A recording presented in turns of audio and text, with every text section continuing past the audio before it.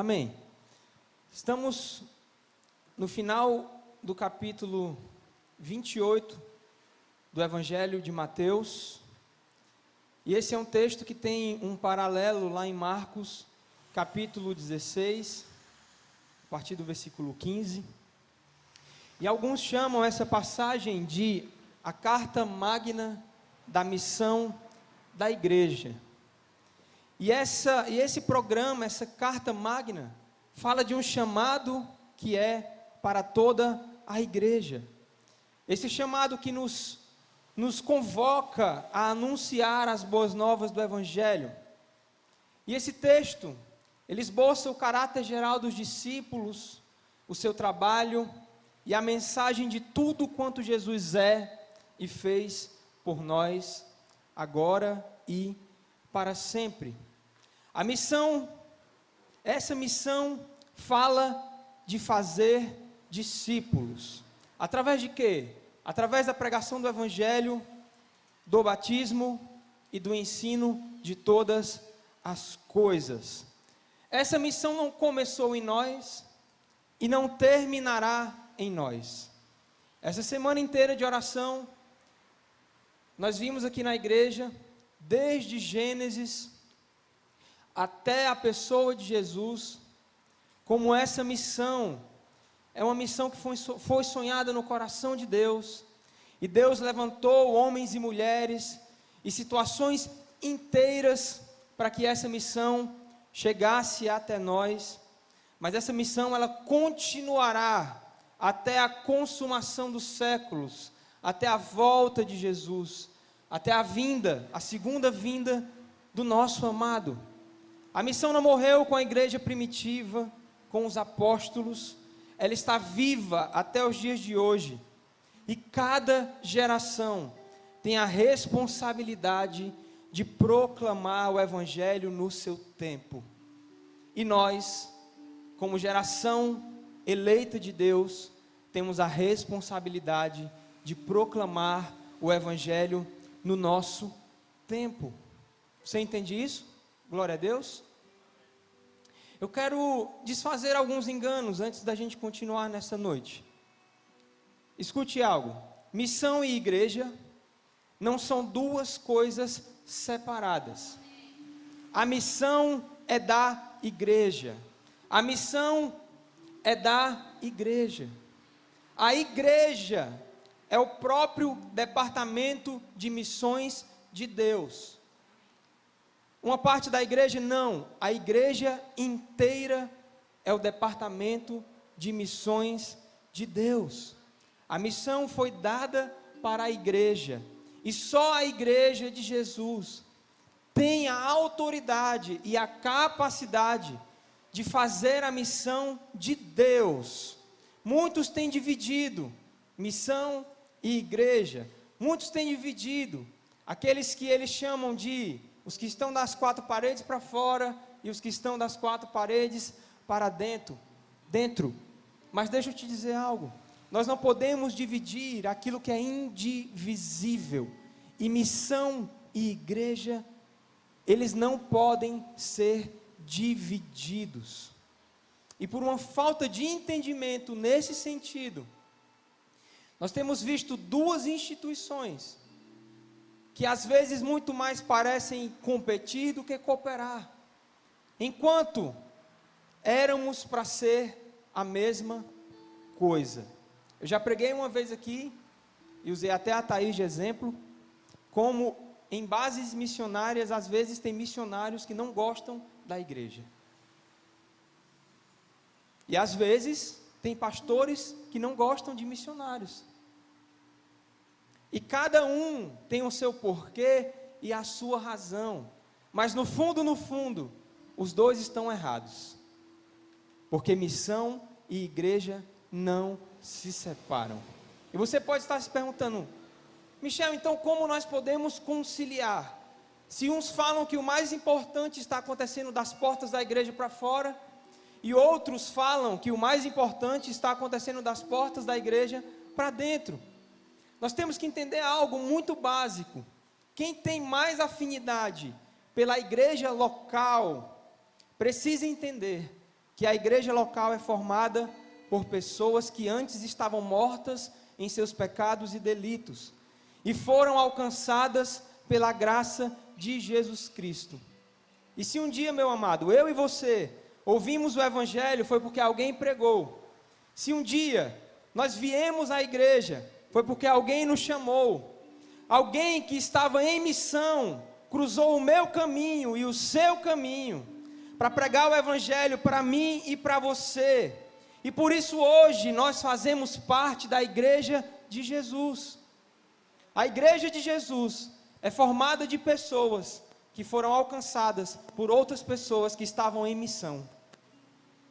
Você entende isso? Amém?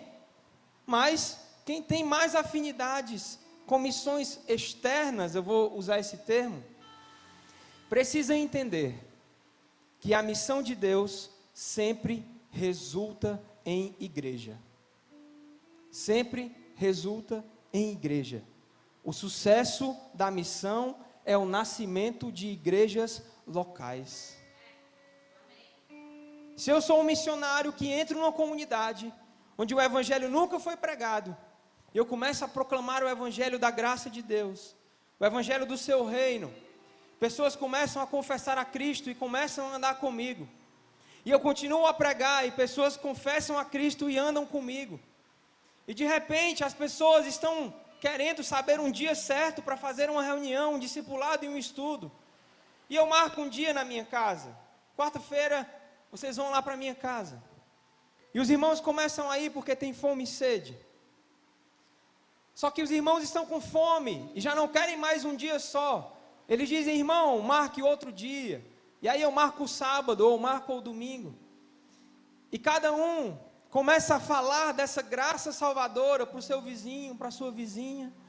E daqui a pouco já não cabe mais na sala da minha casa. E nós alugamos um templo para nos reunir quarta, sexta e sábado. Como é o nome disso? Igreja. A missão de Deus bem sucedida, ela sempre vai gerar igrejas locais. Então é um paradoxo o missionário que não gosta de igreja e o pastor que não gosta de missão. Isso não é para existir dentro da igreja do Senhor. Por quê? Você pode estar se perguntando: tá, eu entendi o sucesso da missão, mas qual é o sucesso da igreja? A igreja que tem sucesso é aquela que multiplica adoração a Deus e missões. E missões.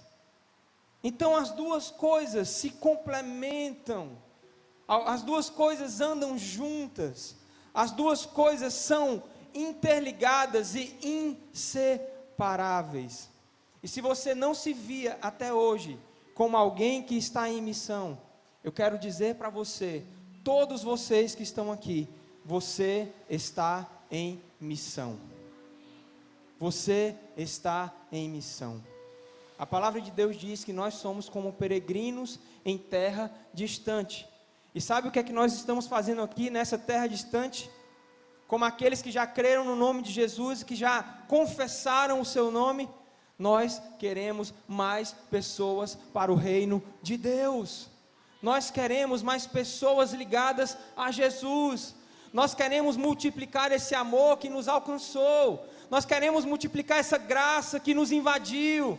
Nós queremos multiplicar esse abraço que nós damos todas as noites aqui na igreja. Nós queremos que mais pessoas participem disso. Esse é o verdadeiro caráter de quem entende que foi salvo pela graça de Cristo.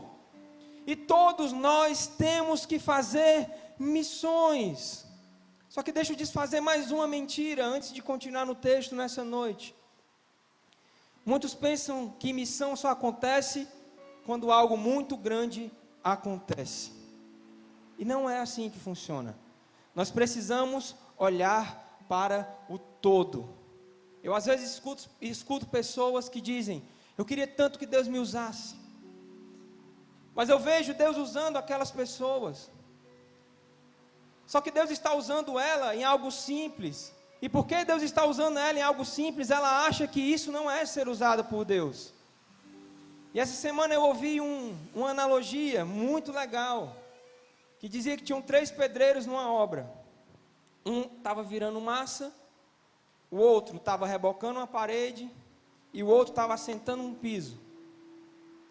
E alguém chegou para aqueles 3 pedreiros e perguntaram: o que você está fazendo? E o primeiro respondeu: estou assentando uma massa. E o segundo respondeu: eu estou rebocando uma parede. E o terceiro respondeu: eu estou construindo uma catedral.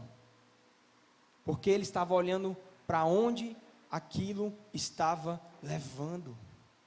Todas as coisas grandes, elas começam pequenas, irmãos. Todos os maiores prédios que você pode olhar por aí, cada tijolinho teve que ser colocado no seu lugar. E se Deus te chamou para colocar um tijolinho na parede, para levantar uma massa, para mexer alguma coisa, você está em missão. Não desvalorize os pequenos começos, porque todas as grandes coisas que Deus faz, começa com pequenos começos. Você não vai estar em missão apenas quando estiver pregando para multidões. Você pode estar em missão pregando para o seu vizinho, pregando dentro do ônibus, pregando na sua casa. Ontem eu fui ao centro, deixei o meu carro no estacionamento. Quando eu voltei, paguei o estacionamento e olhei para aquele cara e disse: Deus te abençoe, uma boa tarde para você. Fui para o meu carro. Quando eu cheguei no meu carro, ele bateu no vidro. Eu digo: opa, esqueci alguma coisa? Dei menos dinheiro, dei mais dinheiro? E ele disse para mim: não, eu vim aqui te agradecer, porque você desejou que Deus me abençoasse. E hoje as pessoas não desejam mais que Deus abençoe as outras. E eu: amém, meu irmão. Eu que ia agradecendo a ele, né? Muito obrigado.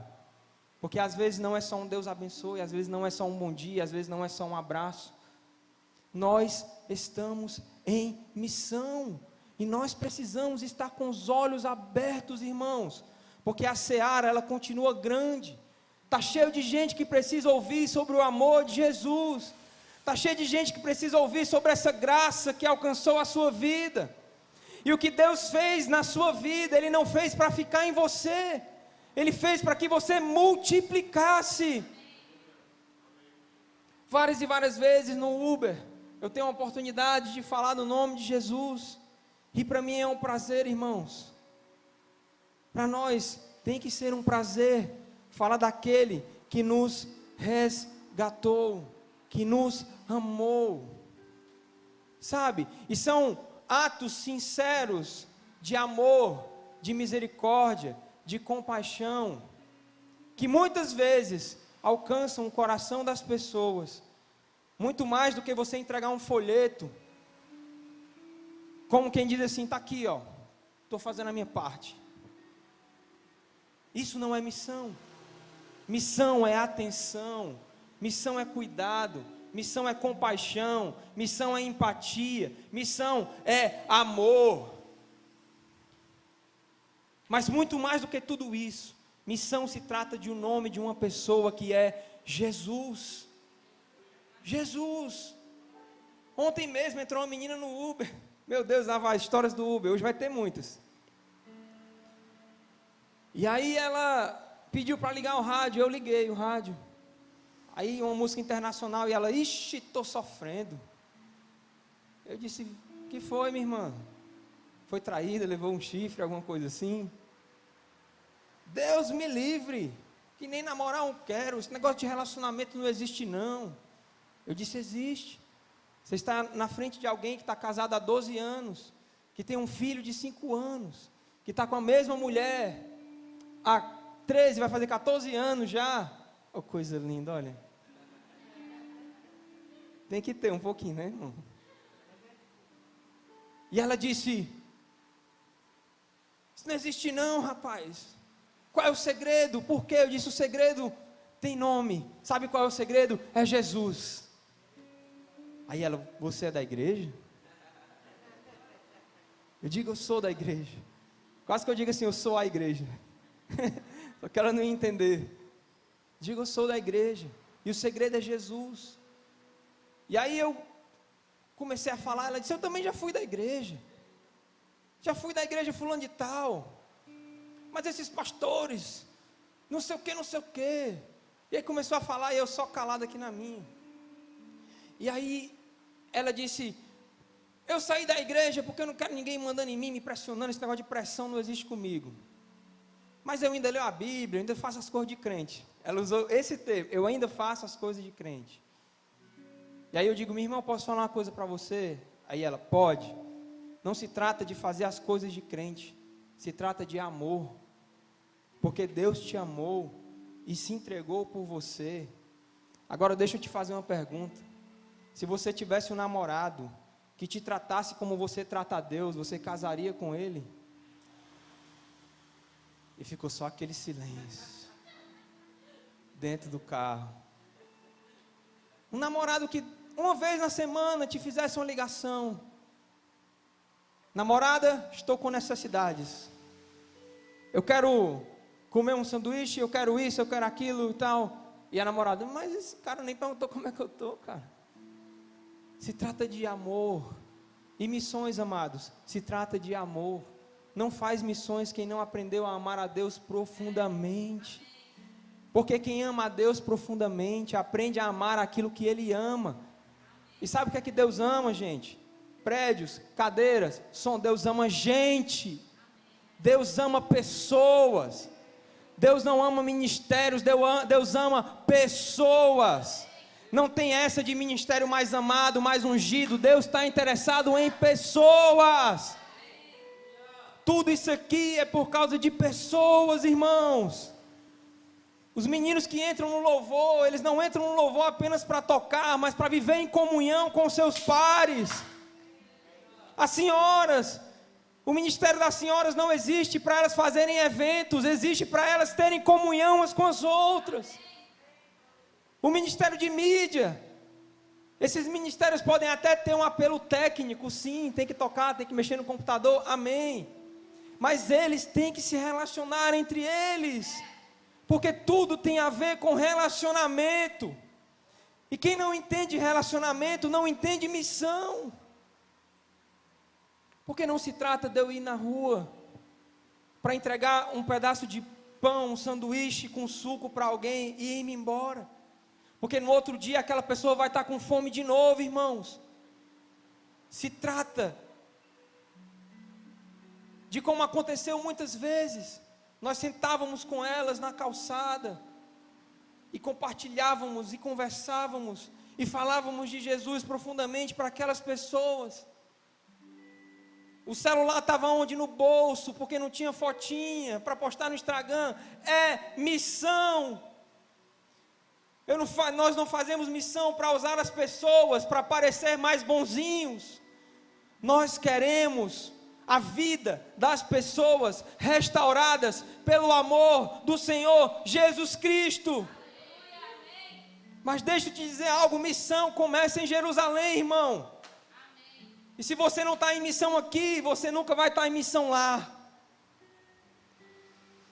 Por quê? Porque aqui tem gente que fica triste, gente que chora, gente que tem as suas lutas diárias. E nós precisamos cuidar uns dos outros. Porque senão não cuidaremos daqueles que virão ou que estão lá fora.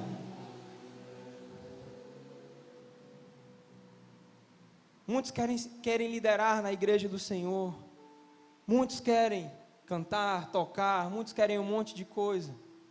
Mas tudo isso, meu irmão, se não tiver a ver com relacionamento, você não entendeu o que cristianismo significa. A igreja do Senhor Jesus, olhe para mim, não tem gerentes. A igreja do Senhor Jesus tem missionários. Missionários. Pessoas que estão em missão. Amém? E o nosso texto, os 11 discípulos rumaram para a Galileia em direção ao monte que Jesus lhe havia determinado. E o 17 diz assim: assim que o viram, prostraram-se e o adoraram, mas alguns ficaram em dúvida. Alguns adoram, amém? E alguns ficam em dúvida. Nós vemos aqui discípulos que manifestam dúvida e outros discípulos que manifestam adoração. Olhe para mim. Os que manifestam dúvida, eles não estão manifestando algo ideal quando se chega diante do Senhor Jesus. Mas essa dúvida pode ser resolvida. Por quê? Porque a dúvida em si não é o problema. O problema é permanecer na dúvida. Levanta a mão quem nunca teve dúvida aqui. Todos nós já tivemos as nossas dúvidas. Levanta a mão quem agora, nesse momento, não tem dúvida nenhuma. Nós temos as nossas dúvidas. Mas deixa eu te dizer algo. Elas não podem permanecer. As suas dúvidas não podem permanecer. As suas dúvidas têm que ser saradas na presença de Jesus. As suas dúvidas têm que ser alinhadas na presença de Deus. Não se sinta culpado pelas suas dúvidas do agora. Mas se sinta culpado se você carrega as suas dúvidas muitos e muitos tempos. Dúvidas não podem ser carregadas, irmãos. As dúvidas têm que ser saradas na presença de Deus. Tinha discípulos com dúvidas aqui. Você não vê o Senhor Jesus repreendendo-as. Você não vê o Senhor Jesus dizendo que elas estavam erradas ou alguma coisa do tipo. Não. Tem pessoas que têm dúvidas dentro da igreja. Mas o que elas não podem ficar é com as dúvidas guardadas dentro delas. E deixa eu te fazer uma pergunta nessa noite: quais são as suas dúvidas? Quais são as suas dúvidas? Pense 5 segundos nelas. Quais são as suas dúvidas?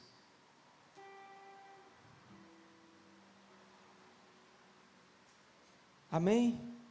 E aí eu te faço mais uma pergunta. Qual dessas dúvidas que você conseguiu pensar nessa noite são maiores do que a presença daquele que vive e reina para sempre? Porque você continua carregando dúvidas que podem ser saradas na presença de Deus.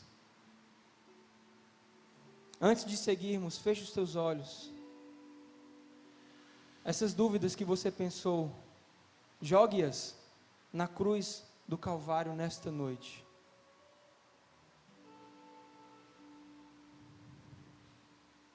Coloque-as aos pés de Jesus nesse lugar.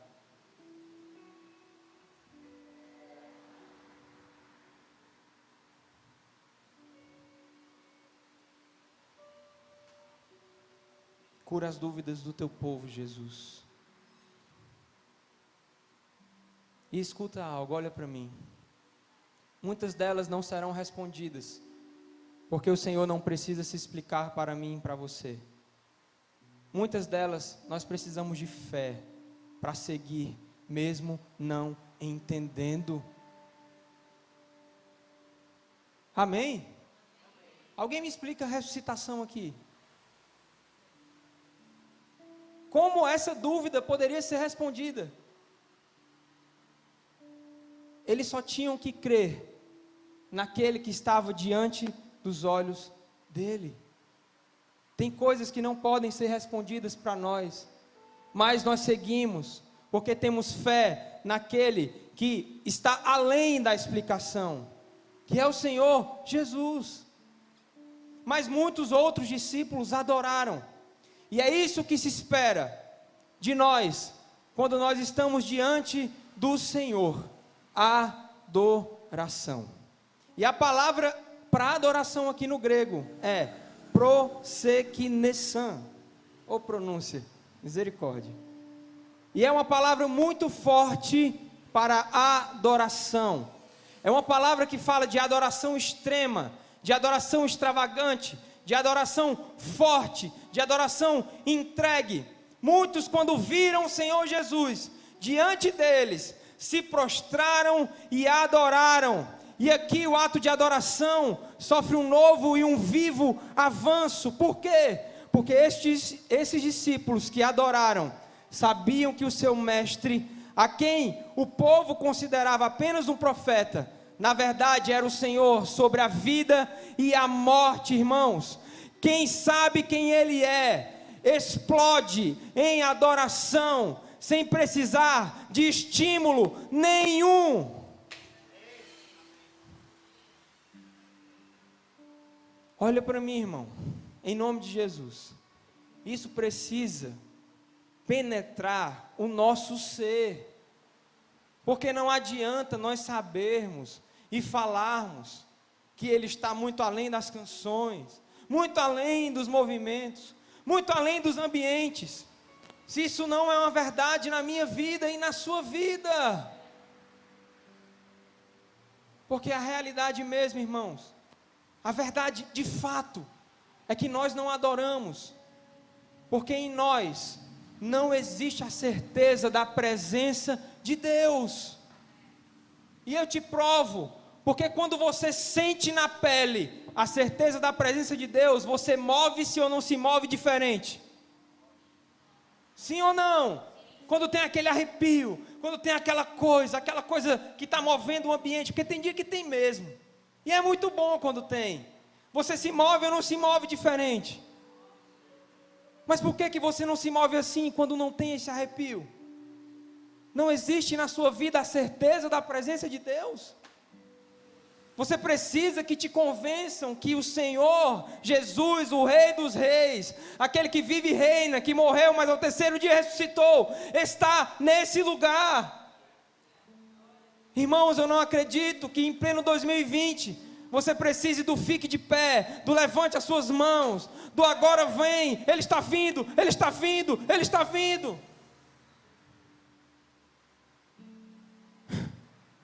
Você precisa disso, irmãos. Eu vou ler o versículo mais uma vez, escute. Assim que o viram, prostraram-se e o adoraram. Eu vou repetir mais uma vez. Assim que o viram, prostraram-se e o adoraram. E eu vou te fazer uma pergunta. Você tem certeza que Ele está nesse lugar? Você tem certeza que Ele está aqui? Por que você não se prostra e o adora? Se essa é realmente uma certeza, só tem uma explicação, irmão. É que para você isso não é uma certeza.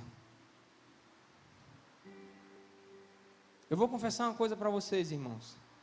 Às vezes a gente vai em outras igrejas para pregar. Eu não quero falar aqui de doutrina, nem de ninguém não. Mas quando o ministro de louvor começa com vem Espírito Santo, vem, nós estamos aqui, vem. O que entra no meu ouvido é Michel, vai embora. Michel, vai embora. Eu fico agoniado. Levanta a mão quem é morada do Espírito Santo. Levanta a mão, irmão. Você ainda não entendeu. Levanta a mão quem é templo e morada do Espírito Santo. Então quem você está esperando, irmão? Quem você está chamando? Quem é o bem-vindo, que eu nunca entendo?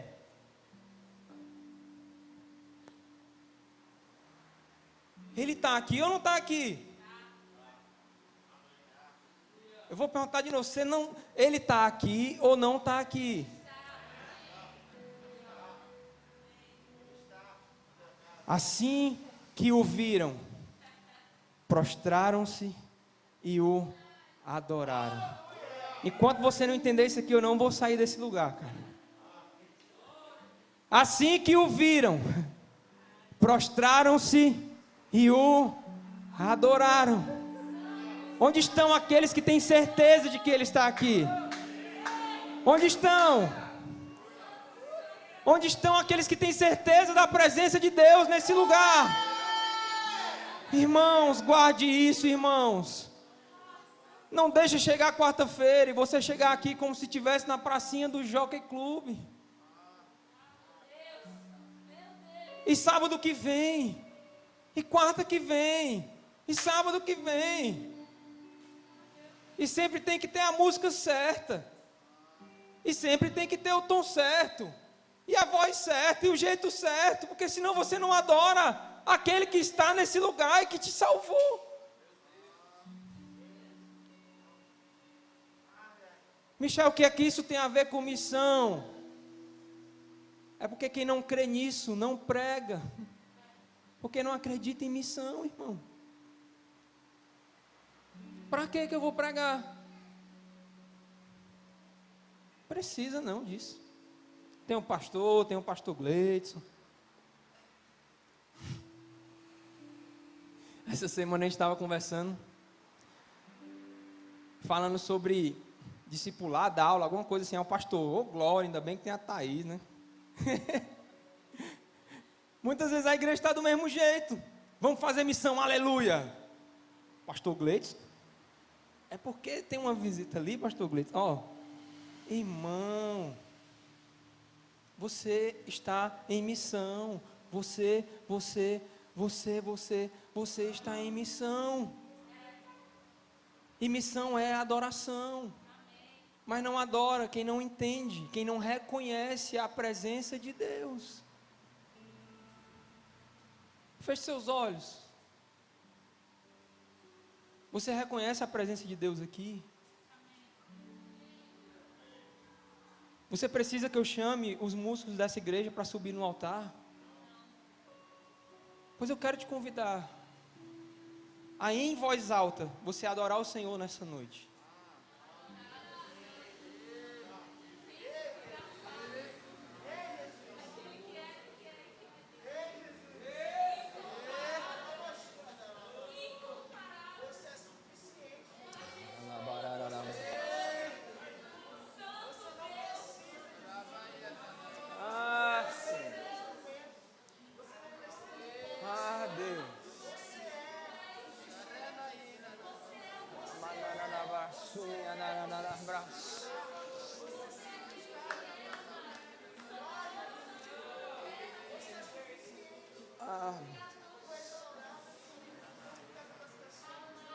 Oh, Senhor.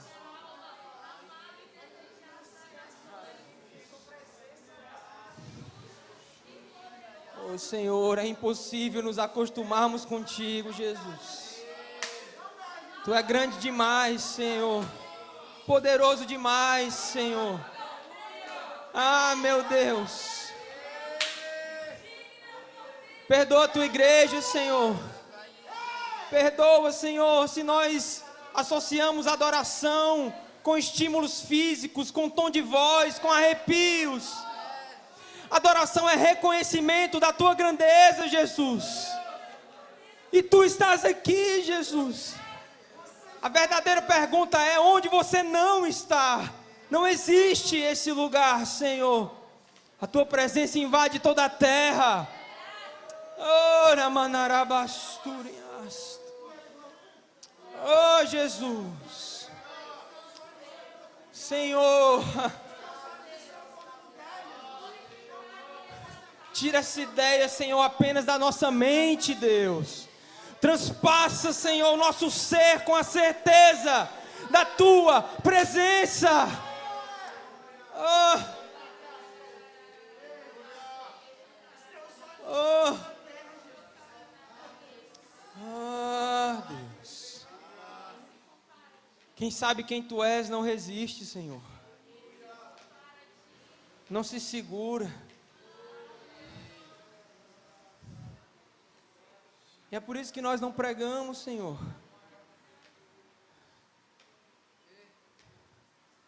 Porque temos vergonha de declarar verdade sobre você. Ah, Deus. Olhe para mim, irmãos. Continue com esse espírito nessa noite. Ah, Deus Santo. E como Jesus cura as nossas dúvidas?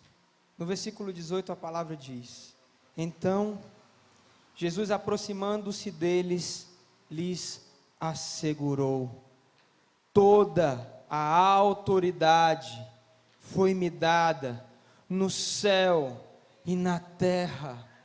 Ele tem toda a autoridade sobre tudo e sobre todos.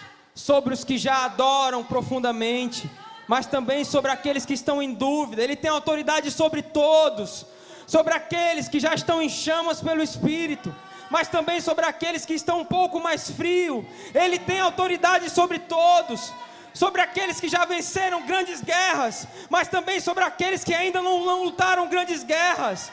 Ele tem autoridade sobre tudo e sobre todos. Ele é o Rei, Ele é o Senhor, Ele é Deus, e nele as dúvidas são dissipadas, nele nós podemos ter certezas, nele existem verdades absolutas, nele existe confiança. E sabe por que nós, a igreja do Senhor, podemos pregar? Porque quem tem autoridade, autoriza.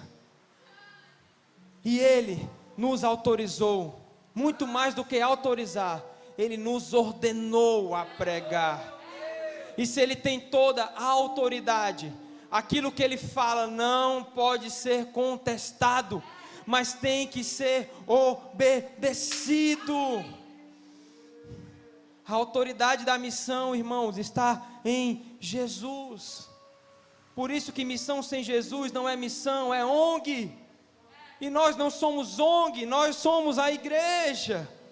Nós pregamos o Evangelho pela autoridade de Jesus.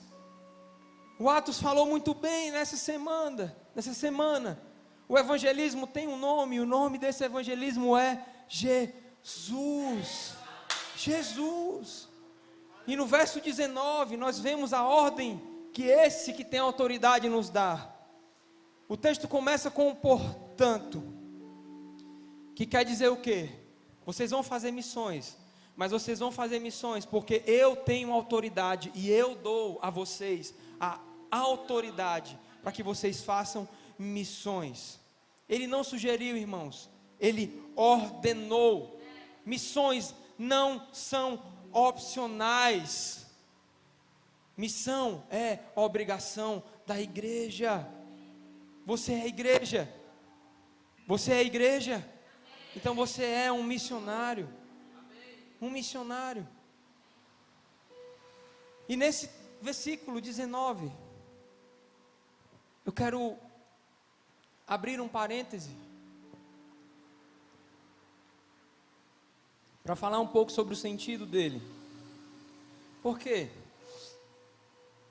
Porque muito tem se dito por aí sobre o que seria o original desse id, né? Quem já ouviu falar, não é id, é indo? Levanta a mão, quem já ouviu isso? Amém, eu mesmo já falei isso. Só que não é indo, irmão, é id mesmo. É id mesmo. Eu quero falar um pouquinho. Aí, Michel, como tu está contrariando, eu vou falar um pouquinho só da gramática. Só para você entender que não é apenas porque a gente acha, mas é porque está escrito. Amém? Esse id, ele realmente está no gerúndio. No original grego, é o mas ele não é o centro do texto. O verbo principal do texto é discipulai, mateteusati. Amém? No grego, se você pegar uma frase e cortar ela todinha, botar dentro de um saco e tirar palavra por palavra, você vai saber a ordem da frase só pela gramática. Não é igual ao português não, que se você mudar umas palavras, você muda a ordem da frase. No grego isso não existe. O centro desse texto aqui é o discipulai. Amém? Você quer que eu fale da gramática ou posso pular? Posso pular, né? Pulo? Chato. Gramática é chato. A Abel não está aqui, eu vou falar. Gramática é chato. Resumindo, o verbo principal aqui é discipulai, certo? E os outros verbos que estão aqui, batizando, ensinando, eles estão aqui para desenvolver, elaborar e aplicar o que discipular significa. Dessa forma, todas as coisas do nosso texto, elas trabalham para o desenvolvimento do discipulado. Amém? Deu para entender? Deu para entender? Discipular é a palavra principal. Todos os outros elementos do texto trabalham para que esse discipulado aconteça. Amém? inclusive o id. O id, ele ganha força e significado por causa do verbo principal. Então, ele não pode ser lido aqui como id. Por quê? Porque o verbo principal, ele está no imperativo, ele é uma ordem. Pô, discipulai, uma ordem, pá. Então, eu não posso entender o id como indo. Qual é a diferença? É que quando eu falo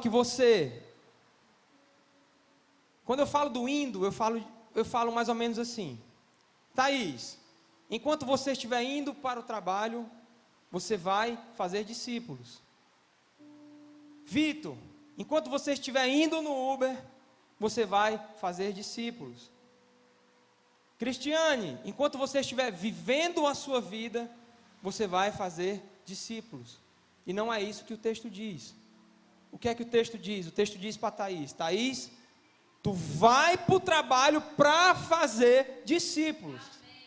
Vitor, tu vai para o Uber para fazer discípulos. Cristiane, tu está vivendo para fazer discípulos. É algo que se torna mais direto, é algo que se torna mais imperativo, é algo que cobra de você uma ação. Deu para entender? Gramática é chato, né? Mas deu para entender? Amém? Ide, é preciso ir para discipular. Mas, já que o id não é a peça principal do texto, olhe para mim. Já que o id não é a peça principal do texto, nós não podemos apenas ir. Se você for, mas não discipular, você não obedeceu uma ordem de Cristo. Eu fui numa ação social, Michel.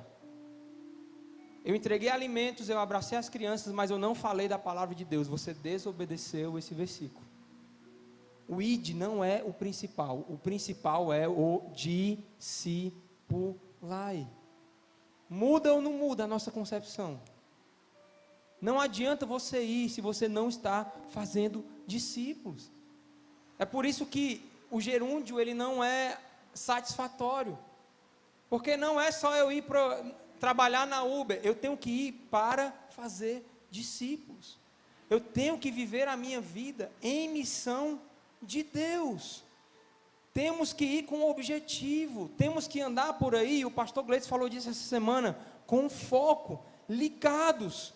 O ir precisa ser ativo e precisa ter um propósito.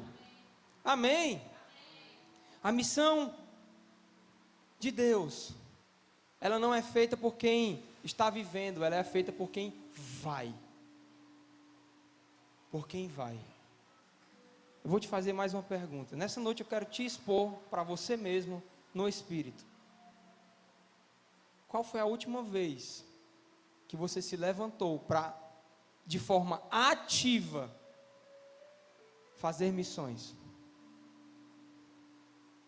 Eu não estou falando de boas novas, eu estou falando de boas ações, eu estou falando de pregar o Evangelho de Jesus.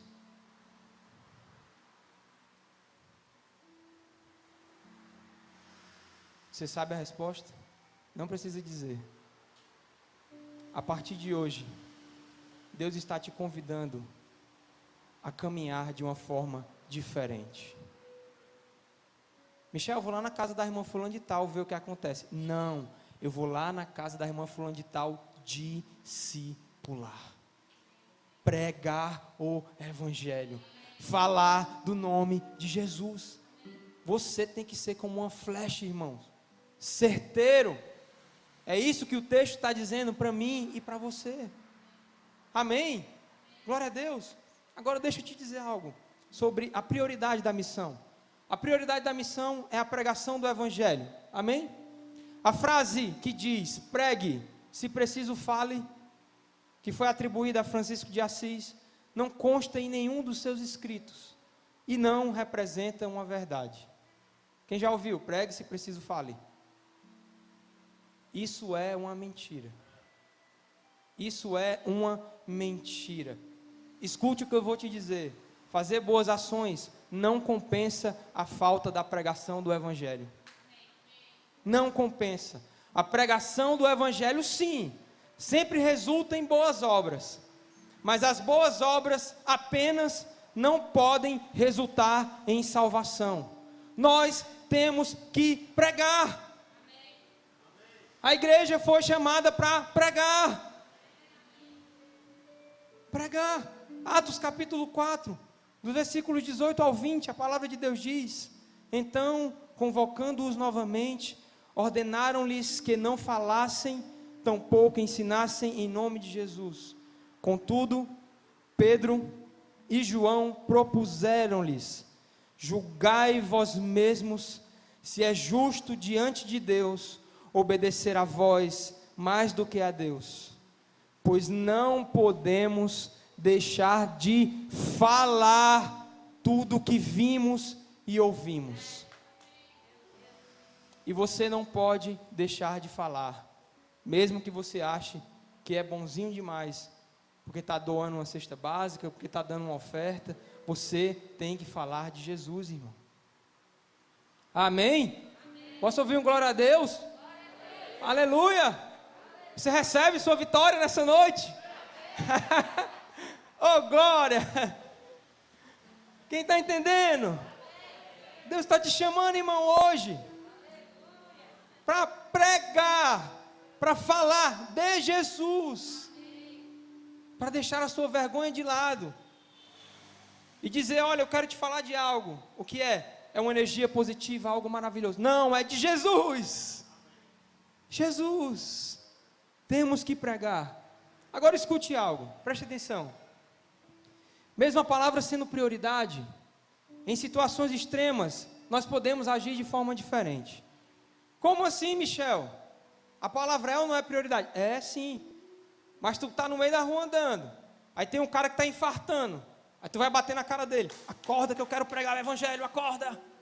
Tu vai socorrer o cara, amém? E depois de socorrer, tu vai lá no hospital visitar ele e vai falar de Jesus para ele. Quem entende isso? Quem entende? Amém ou não amém? O socorro vem, pode vir em situações extremas, mas sempre tem que ter a pregação do evangelho. Por quê? Porque tu pode ter ajudado o cara e ter evitado o cara de morrer, mas se tu não pregar o evangelho para ele, tu não vai livrá-lo da morte eterna e da condenação eterna. E nós temos que pensar na eternidade. E sabe quem é o único que pode fazer isso? Nós, a igreja, você. Esse é um chamado exclusivo, só nós podemos pregar. O socorro não. Se um satanista passar, um espírita, um bandista, ele pode ou não pode socorrer aquele homem? Pode, mas pregar a palavra de Deus, quem é os únicos que podem? Quem é os únicos que podem? A igreja, irmãos. E não pregar é negar socorro ao mundo. Não pregar é negar socorro ao mundo.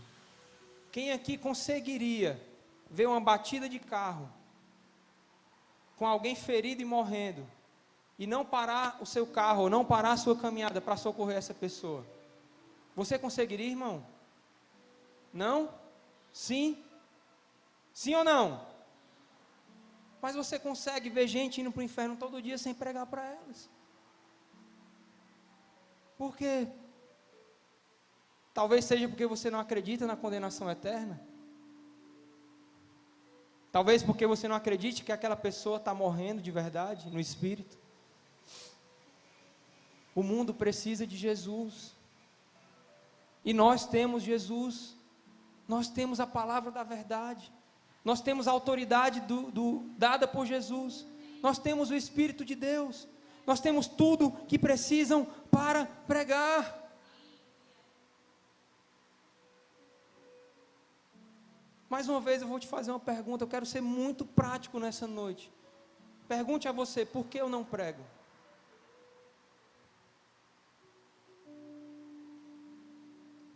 A você mesmo.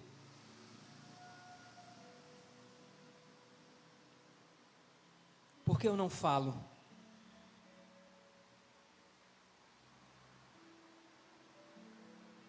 Porque eu não tenho declarado as verdades de Deus sobre a vida das pessoas.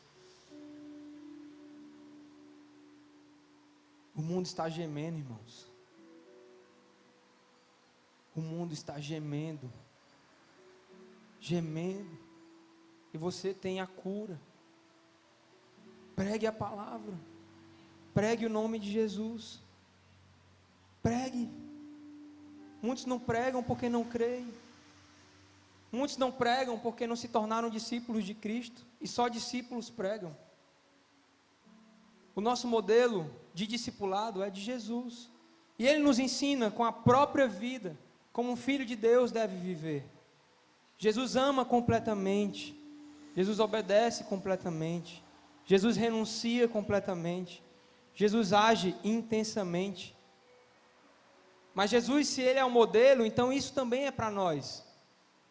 Lucas capítulo 14, se puder botar aqui, dos versículos 25 a 27. É um texto que fala do custo do discipulado.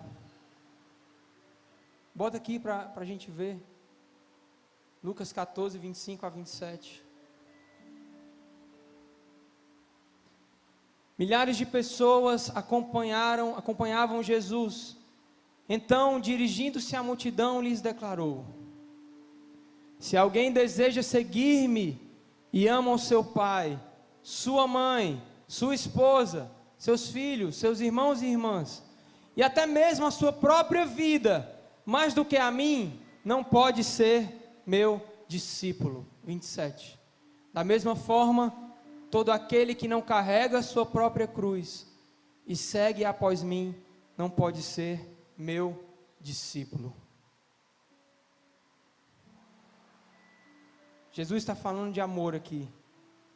E Ele não está mandando você maltratar seus pais, seus amigos, mas Ele está falando de uma ordem de amor. O discípulo de Deus é aquele que ama Jesus sobre todas as coisas. É aquele que ama radicalmente, é aquele que ama intensamente, é aquele que ama apaixonadamente. E não é só sobre as outras pessoas, mas você tem que amar a Jesus mais do que a si mesmo. E sabe uma coisa interessante? É que você não vê na Bíblia nenhum versículo que instrua a nós amarmos a nós mesmos. Sabe por quê? Porque todo mundo se ama. Não, Michel, tem uma pessoa que não se ama não, que ela faz de tudo por causa de outra pessoa. Até essa pessoa, ela está fazendo tudo isso para atrair a atenção da outra pessoa para ela própria. É tudo por amor próprio. Até a pessoa que acha que não se ama está fazendo tudo para atrair para si o amor de outra pessoa. E nós devemos amar ao Senhor mais do que a nós mesmos, mais do que aos nossos pais, mais do que as nossas mães, irmãos, irmãs, família. Negar a nós mesmos e carregar a nossa cruz. Levanta a sua mão, dá um glória a Deus se você quer viver assim. Se você tem um desejo de amar mais profundamente a Jesus. Esse é o custo do discipulado. O título desse texto é O Custo do Discipulado. Nós precisamos amá-lo, precisamos ser discípulos. E se nós temos o Espírito, irmãos, nós temos tudo o que precisamos. Nós temos o Espírito Santo, que em Lucas 1,35 gera o corpo físico de Jesus. Não precisa botar. A palavra de Deus diz que o anjo anuncia a Maria que o Espírito viria sobre ela para que gerasse Jesus. Amém? Quem conhece? Mas o Espírito também gera o corpo espiritual de Jesus, que é a igreja. Amém? E os dois corpos têm a mesma função. Qual? De tornar Jesus visível. De tornar Jesus visível. A igreja tem a função de tornar Jesus visível. E nós não temos como fugir disso. Glória a Deus. E no versículo 20, o texto encerra: ensinando-os a obedecer a tudo quanto vos tenho ordenado. E assim eu estarei permanentemente convosco até o fim dos tempos. Glória a Deus. O que é que o texto diz que nós temos que ensinar? O que é que o texto diz que nós temos que ensinar? Tudo, toda obediência. Nós temos que fazer mais discípulos, que fazem mais discípulos, que fazem mais discípulos, que fazem mais discípulos. E no meio disso tudo, o Senhor encerra o texto com uma promessa: a sua presença permanente para todo o sempre. E para encerrar nessa noite, eu não sei se você percebeu, coloca aqui, por favor, o 20.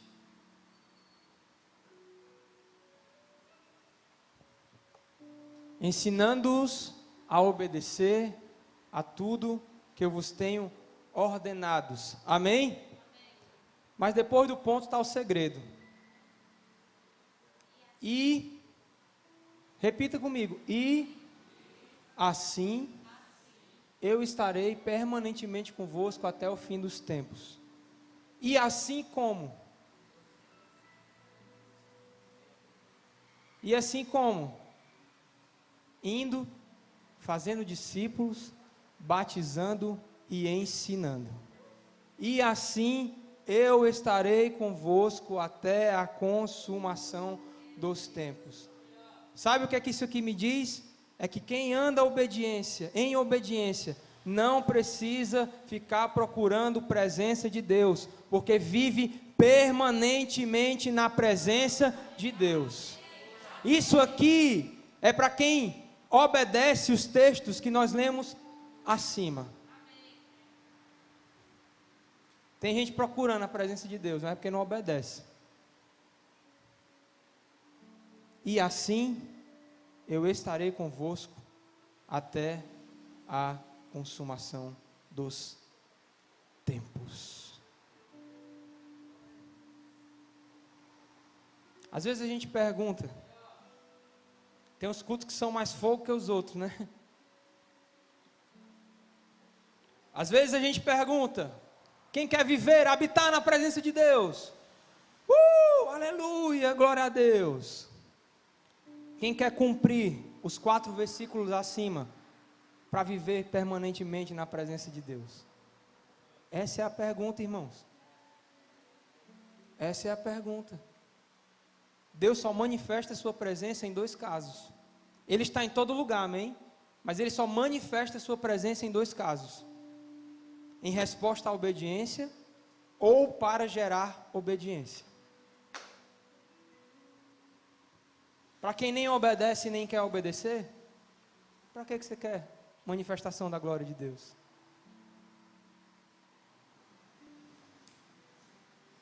Recebe sua vitória? Recebe sua vitória? Feche seus olhos onde você está. Mediante tudo que foi dito nessa noite, eu quero fazer a pergunta do jeito certo. Responda para você mesmo. Quem quer habitar permanentemente na presença de Deus?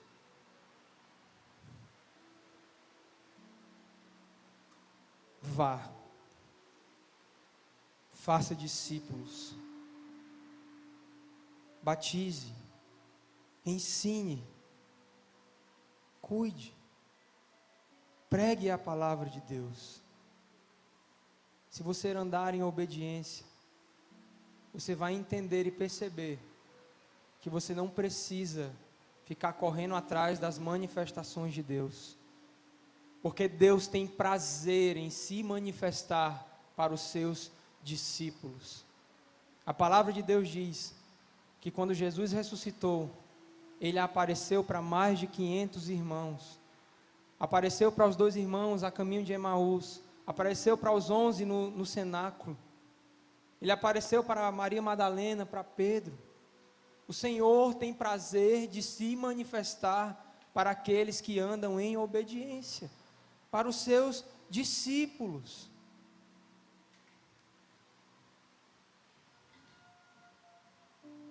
Onde estão aqueles que falarão da palavra de Deus? Onde estão aqueles que Ele enviará? Onde estão aqueles que não terão vergonha de proclamar o seu nome?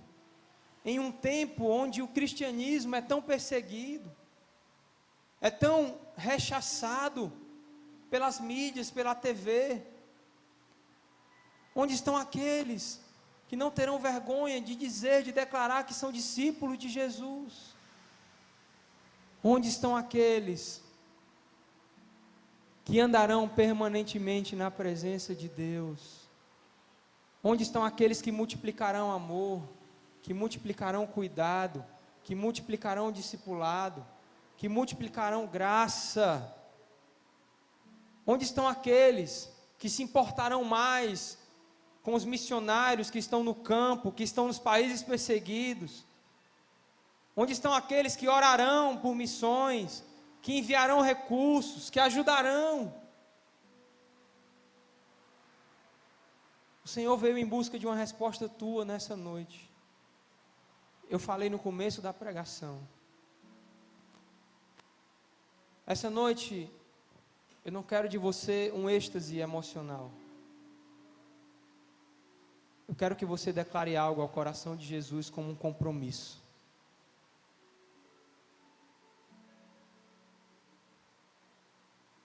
Feche os seus olhos. Não precisa nem ficar de pé.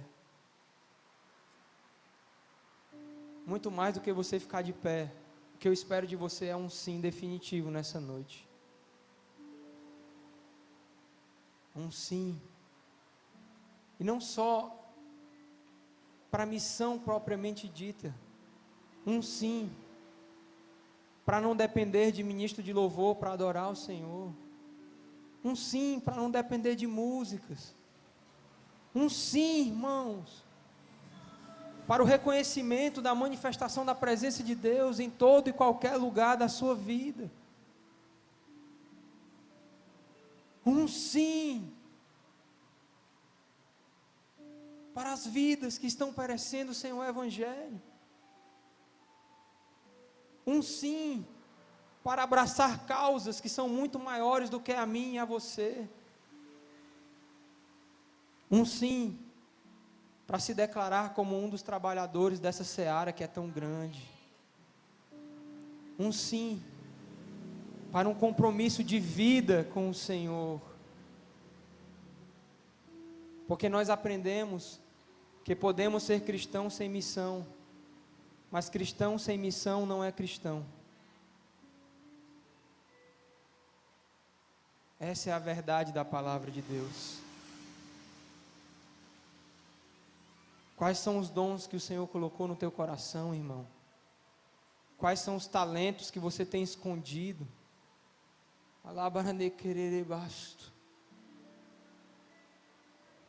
Porque as suas mãos não se levantam, os seus pés não andam para contribuir na proclamação do Evangelho de Jesus Cristo, Senhor. Porque você tem insistido tanto em transferir responsabilidades que são suas e só suas.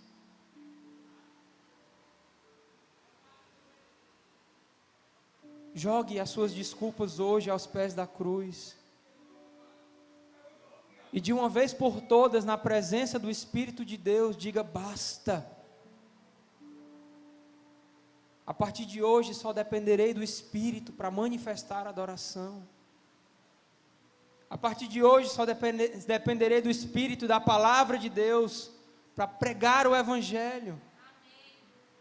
A partir de hoje olharei mais para a vida dos meus irmãos, para as suas tristezas, para as suas dificuldades. A partir de hoje eu quero ajudar os meus pastores a cuidar da igreja de Cristo Jesus. A partir de hoje eu quero ajudar os ministérios a contribuírem para o serviço de Cristo. A partir de hoje eu quero abraçar quem eu nunca abracei.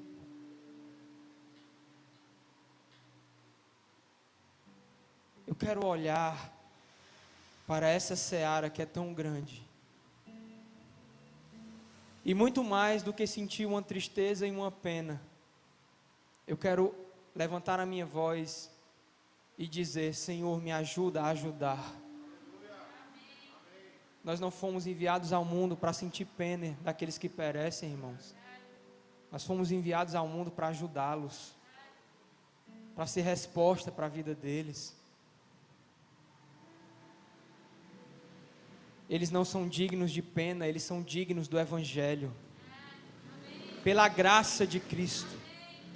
Pela graça de Cristo. Eu não sou mais especial do que aquele que está padecendo sem Jesus. O meu desejo é que a graça de Jesus o alcance, o envolva. E eu não quero transferir a responsabilidade que é minha para ninguém. Eu quero a partir de hoje declarar: Senhor, eis-me aqui, envia-me a mim. Isso não pode penetrar apenas a ideia, a minha mente, tem que ser algo real e definitivo. Eu não posso apenas declarar que amo e adoro o Senhor apenas de tudo, acima de tudo. Eu quero entrar nesse lugar e transbordar em adoração, independente de quem esteja ministrando, independente se a música está lenta ou rápida. Esse é o desafio da nossa vida, irmãos. Esse é o desafio de crescer. Esse é o desafio da maturidade cristã. Esse é o desafio. Porque eu vejo muita gente orando para que Deus levante missionários, e pouca gente orando para que Deus o levante para ser missionário. Eu vejo muita gente orando para convencer Deus a fazer alguma coisa. Senhor, faz mais uma vez. E pouca gente orando para dizer: Senhor, Tu quer fazer, me usa. Porque Ele quer fazer, irmão. Nós estamos tentando convencer Deus a fazer algo que Ele quer fazer. E quem tem que ser convencido sou eu e é você.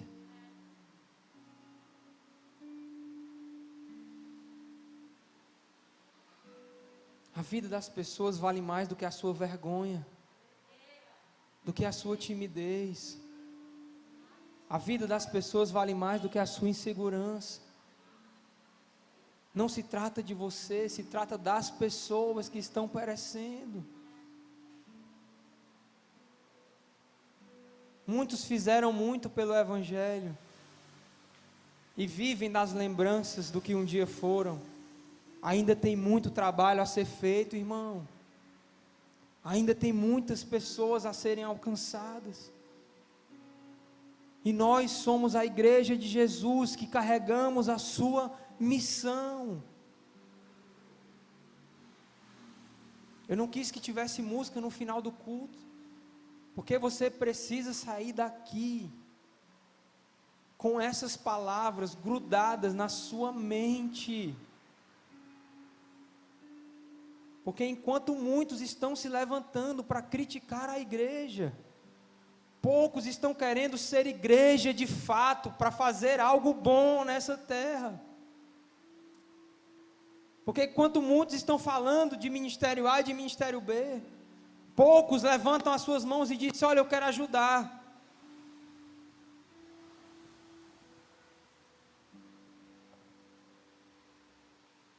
Você foi alcançado por alguém que disse sim, irmão. Alguém que talvez você nem se lembre, nunca mais nem ligou. E tem pessoas esperando para ouvir o Evangelho através da sua boca. Pessoas que você conhece, que talvez nunca cruzem com o seu pastor, mas cruzam com você todos os dias. E você tem o Espírito de Deus habitando dentro de você.